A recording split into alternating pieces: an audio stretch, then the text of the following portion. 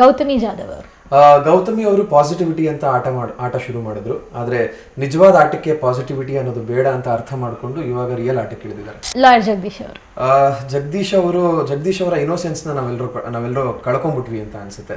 So all the best.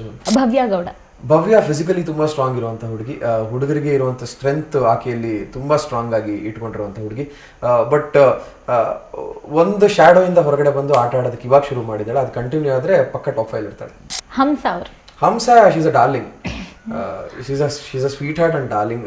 ಅವ್ರು ಇದ್ದಷ್ಟು ದಿನಗಳು ತುಂಬಾ ಚೆನ್ನಾಗಿತ್ತು. ಅವ್ರು ಏನೇ ಕ್ಯಾಪ್ಟನ್ಸಿಲಿ ಏನೇ ತಪ್ಪುಗಳಾಗಿದ್ರು ಅದನ್ನೆಲ್ಲ ಬ್ಯಾಲೆನ್ಸ್ ಮಾಡಿದಂಥ ರೀತಿ ತುಂಬಾ ಖುಷಿ ಇದೆ. ಧನ್ರಾಜ್ ತುಂಬಾ ಇನ್ನೋಸೆನ್ಸ್ ಇರುವಂತ ಮುಗ್ಧ ಆಟಗಾರ. Anusha is cutie pi.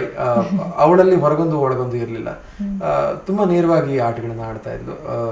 ತುಂಬಾ ಚೆನ್ನಾಗಿದ್ದಂತ, ತುಂಬಾ ಅದ್ಭುತವಾಗಿ ಕ್ಯೂಟ್ ಆಗಿದ್ದಂತ ವ್ಯಕ್ತಿ ಅನುಷಾ. ಧರ್ಮ ಹೆಸರೇ ಹೇಳೋದಾಗೆ ಧರ್ಮರಾಯ, ಬಿಗ್ ಬಾಸ್ ಮನೆಯ ಧರ್ಮರಾಯ ಕೀರ್ತಿ. ತುಂಬಾ ನನಗೆ ತುಂಬಾ ಹತ್ತಿರವಾಗಿರುವಂತ ವ್ಯಕ್ತಿ. I just love him.